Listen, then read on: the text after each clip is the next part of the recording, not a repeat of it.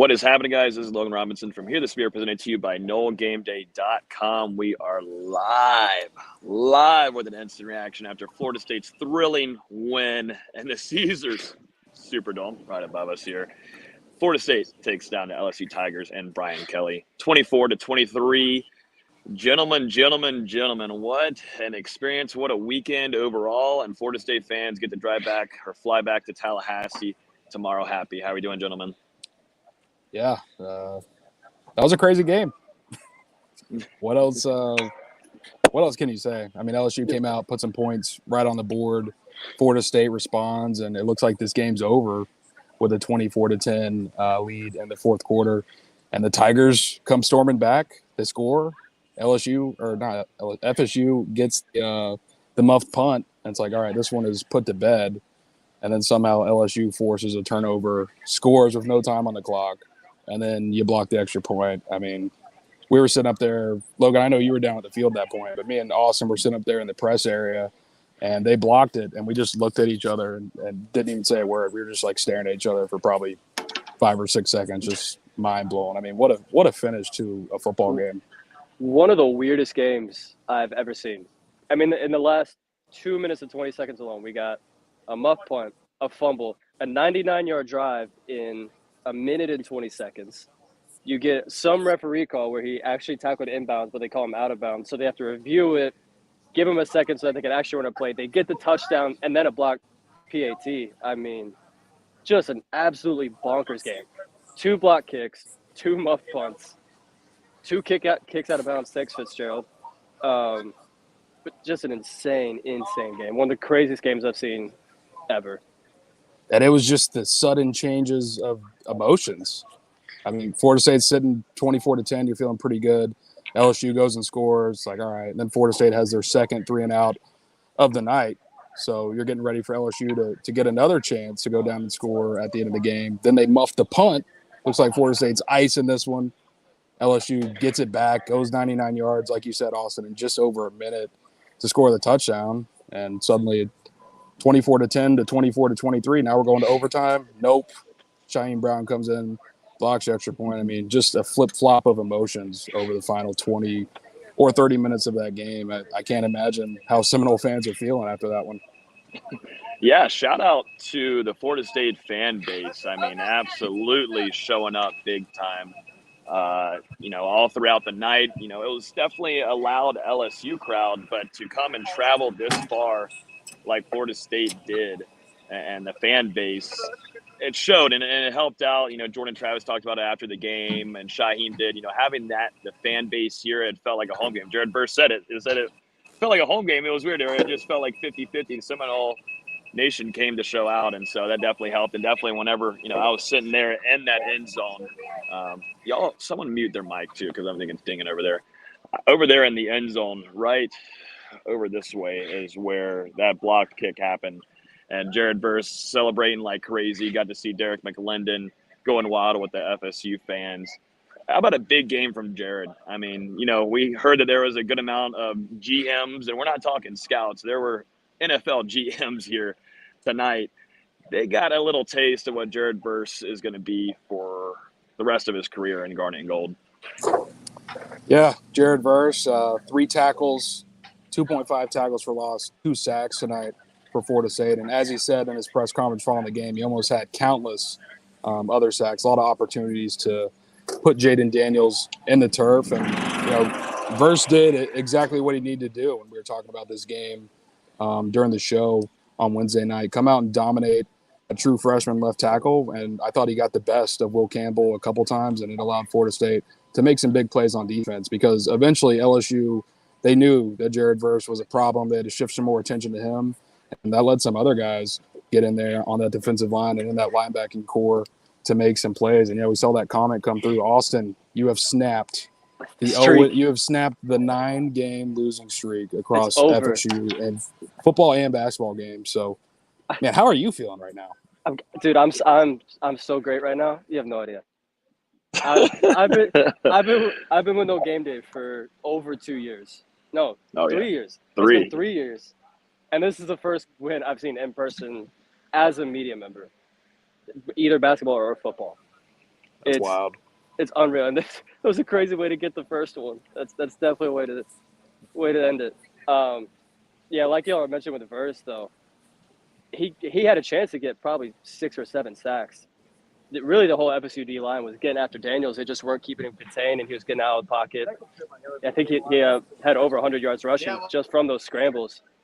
But FSU was real close to just eating him alive in the backfield all night. And that's something they can improve upon these next 10 games. And luckily, they got a week off to rest up and fix that.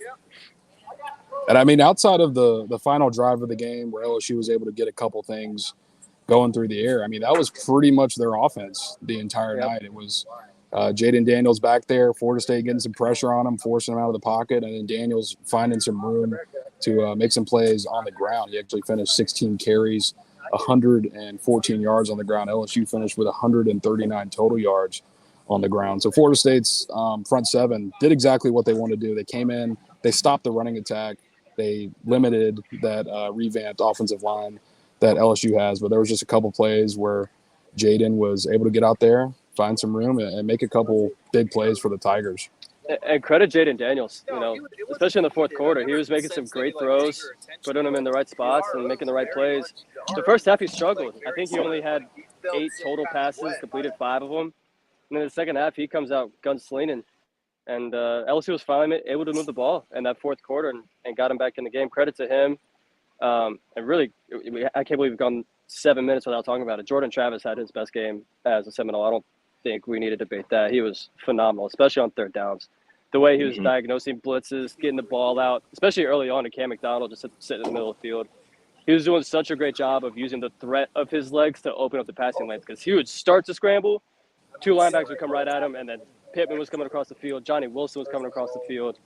He did such a great job all game. Really, I think it's his best game as a Seminole. I don't think there's much debate. I think you saw him. I think you saw him really nice and composed. I mean, he was the game manager. He was the game manager on the field. He owned this field out of between Florida State and LSU. Just felt comfortable back then. That's not what you saw from JT 2 years ago. Even in some circumstances last year, you just didn't see him like that. It just felt like this team, felt like they were gonna win. They felt that pretty well after that second series, and I think that was a big confidence boost. Whenever you see your quarterback out there with that kind of courage, it just continues and it bleeds over to the rest of the offense and the defense, special teams. One person that we are missing big time here, and it's a major shout out to him, probably my MVP.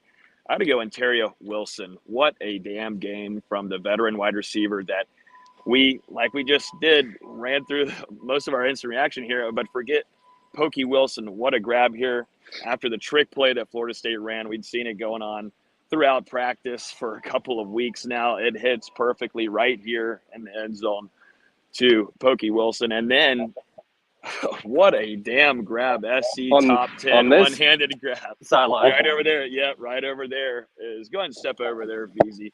Right over there is where Ontario Wilson snagged the ball in the corner, one-handed grab.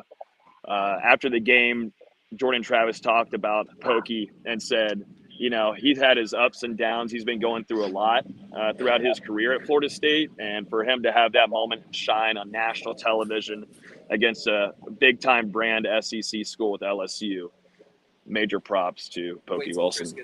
It's crazy when a flea flicker touchdown isn't your best touchdown of the night.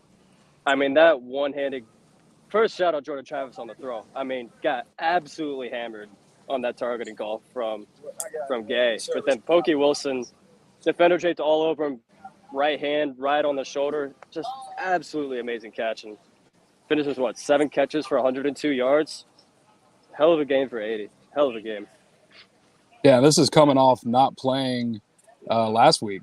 So Florida State, they were unable to get the ball into the end zone through the air last week in the win over Duquesne. And coming tonight, Ontario Wilson returns to that lineup. Obviously, he's led Florida State in receiving the past 2 years, and he comes out, pulls down the first 2 touchdown catches by a wide receiver for Florida State in 2022. And it's just the veteran presence that he brings. I mean, Ontario was terrific for Florida State throughout fall camp, and we really thought he was going to play a significant role in this offense, and he showed tonight what he can do in that receiving core. Like you said, Austin, 7 catches, 102 yards, gets those 2 scores. I believe that's the second time in his career that he's hitting the triple-digit mark. But we'll have to double-check on this, an instant reaction. But very great game for Ontario. And, I mean, man, how about Jordan Travis? Because that's the guy. That's what we've seen from him since Florida State started fall camp at the end of July. He's just been terrific with the progressions that he's made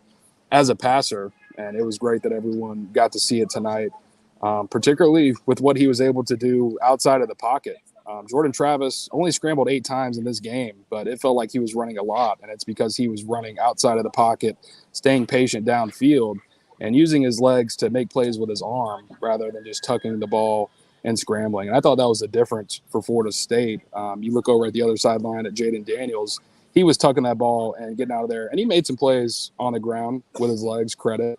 But, LSU's receiving core didn't get a ton of opportunities in this game because of that. Keishawn Butte, only 2 catches. Both of those came in the fourth quarter, and LSU didn't have a receiver get over 50 yards in the game. And I think we needed to – even with Jordan Travis's incompletions, I mean, you had the one in the end zone where Logan's standing to Micah Pittman. That was a great ball. Should have been caught. You had the one to Johnny Wilson in this corner.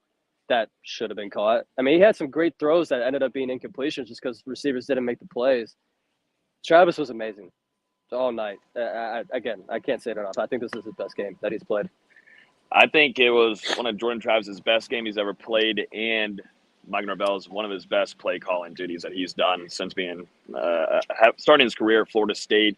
Year 3, I thought this was one of the most beautifully called games. I mean, he was dialing up things and just knew how to take advantage of LSU's defense. And they were nice drives. The third down play calls were beautiful. I mean, shout out to Mike Norvell. That was a really nice play calling night from him. You lose Kenny Dillingham. He goes over to Oregon. But I talked about this in the season preview and all throughout the offseason. I am very much more excited for a Florida State offense where it's just Mike Norvell. It's all up to him. Everything's on him. The pressure's on him. You're not splitting off things. You're not doing game prep with another offensive coordinator. Yes, Coach Atkins is a co-OC, but that's not play calling. It's not even close to it. This was all Mike Norvell's ran offense, and it worked smoothly against LSU's defense. And there's hiccups, like you said, VZ.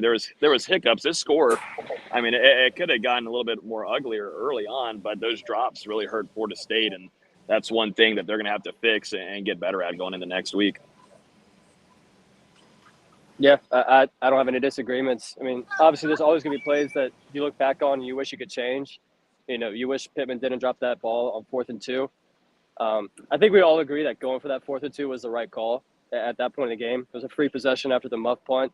Just maybe throw it to a different receiver that's, over 6 feet tall. But other than that, like you said, I thought it was a great call game from Norvell. A couple things here and there that they need to tweak, and they're on the right track. Yeah, definitely. We lost Dustin. There he goes. He's got his arms up. We cut him off. It's gone. He's gone. One thing I did want to mention, though, I was down there on the end zone, watched the play happen, watched that drive, and Fabian Lovett is something I'm going to be keeping an eye on going into practice next week. Leg, might have been knee. I know whenever he came out of the game and then he tried to go back out, wasn't going to happen, and then did see him put some weight on it, but not a lot. That's something that I'm going to keep a very close eye on because Fabian Lovett, you don't want to lose him for time. Luckily, you do have this bye week. Yes, that is a big thing for sure. That helps a ton with a lot of these guys because it was a very physical game, which I think Florida State did kind of set the tone on that part. But Fabian Lovett is someone that you do not want to lose. That is a key part of your Florida State defense, both in play and leadership. A lot of guys got banged up in this game. We saw Mo Smith kind of hobble around a little bit. And really, we should talk about LSU's injuries. We saw B.J. Ojulari miss a few plays, and then Mason Smith goes down real early in the game. Their star defensive lineman and then comes back out on crutches. It's probably a much different game if he's able to play the rest of the way, but it is what it is. Injuries happen. Hopefully Lovett's okay. Hopefully Smith recovers and doesn't miss any more time because, the offensive line looked pretty good for the most part tonight. There's a couple hiccups here and there. Like we saw one where LSU got 2 free rushers up the middle. Travis still got rid of it on a dump off the board.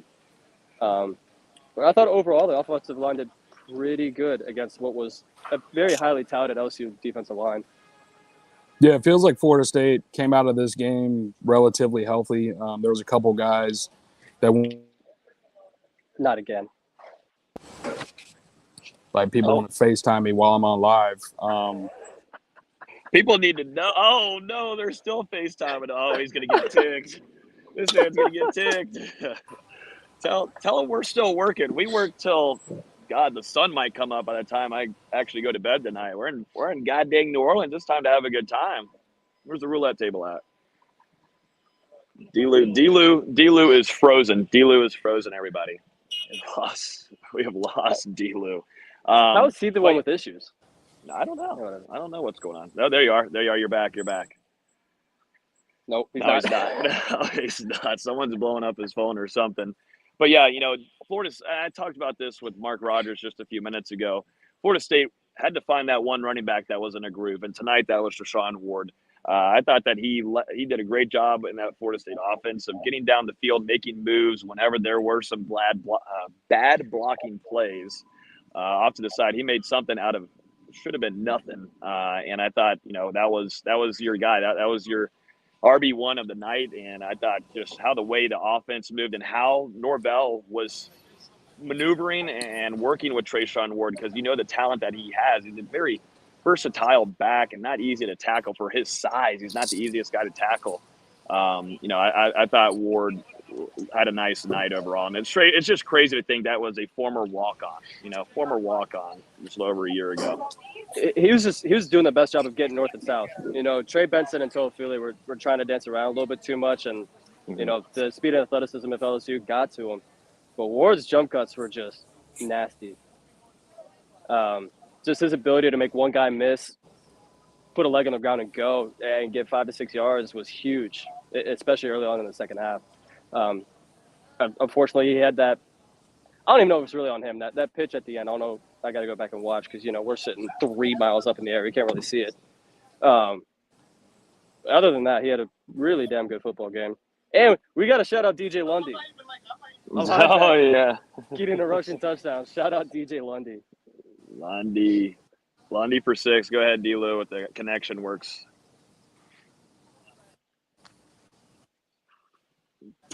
I don't think it's working. Exit out of it, D-Lou, and come back in so we can finish this off. But, I think Florida State now, and there were some questions in here about does this change anything of season predictions, even though we've already done those. This was a big-time win for you, VZ, because, number one, you needed to have answers. Going through all those games last year, you had a lot of those letdown games where you should have came through and won them. They come here, national stage, you beat LSU. What does this do overall for, number one, just this team and building confidence to go ahead and face the rest of the schedule of the 2022 season? And number two, and this is one's for D-Lou, what does this do for recruiting? Because we know a lot of the recruits here, you had also from 2024 commits, you had Cam Davis here, big-time running back commit.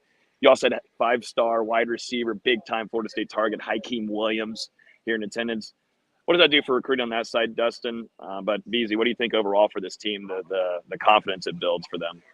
I mean, how many times have been on a losing end of a game like this? I mean, we talked about the Notre Dame game last year. You can even go back to the Georgia Tech block kick 6. I mean, we could keep going down the line of how many times they've been on the losing end of a game like this, and now they finally win one. I guess a team that, while it is talented, has issues of their own, but it's still a name brand. It's still that national recognition in prime time in New Orleans, in the Superdome. That's only going to get them feeling better. And I know everyone just saw how Louisville played against Syracuse yesterday. That's your next game in 2 weeks. So I know I had that as a loss personally. I might be changing that depending on, how we're feeling in 2 weeks. But the team needed this win. Mike Norvell needed this win just to kind of back the pressure off a little bit. Yeah, the team absolutely needed this. No question about it.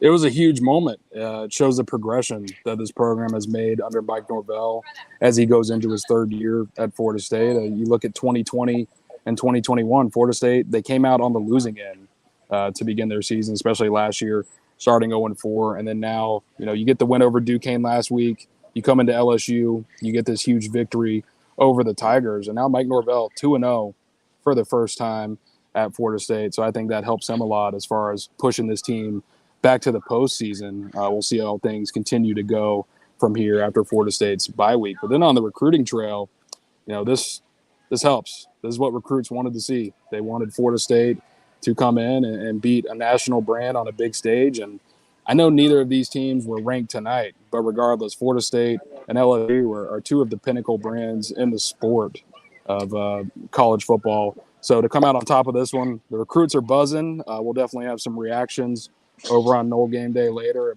Commits are hyped up right now, to say the least. And very big wide receiver target was in the stands tonight. Hakeem Williams got a decision coming down the board from him in about 3 weeks' time from now. Florida State, they showed that their passing attack is taking a step forward, and that elite wide receivers should consider the Seminoles. Well, I think we'll wrap up everything here in Tallahassee. Florida State now with some major. In New Orleans. Tallahassee. Wait, Tallahassee. In the Sorry, Caesars Dome. I'm already thinking about heading to Bourbon Street and seeing what's going on. I'm sure that place is an absolute the casino. craziness. I'm going to go to Bourbon Street first. I got to see what's going on over there. I got to see what a win feels like. I'm sure, too, with Jameis Winston coming up here. Also in attendance, you had Terrence Brooks, saw P.J. Williams.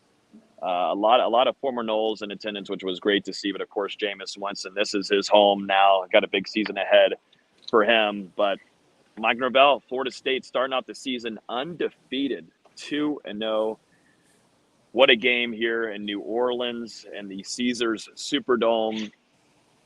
I mean, it doesn't get any better. Doesn't get any better than this. Florida State takes down the LSU Tigers 24-23. And NOLA, safe travels, everybody heading back home into Tallahassee or wherever you're going. But I know tonight's going to be a long one. Everybody enjoy, celebrate, and we'll talk to you guys next week on Wednesday at 8 p.m. Eastern Time. This is Here the Spear, Austin Veazey, lead basketball writer in the middle. Dustin Lewis, our editor-in-chief at NoleGameDay.com. Appreciate everybody for hanging out with us, and we will talk to you guys soon. Peace out from NOLA. Catch you in 850. Streak's over.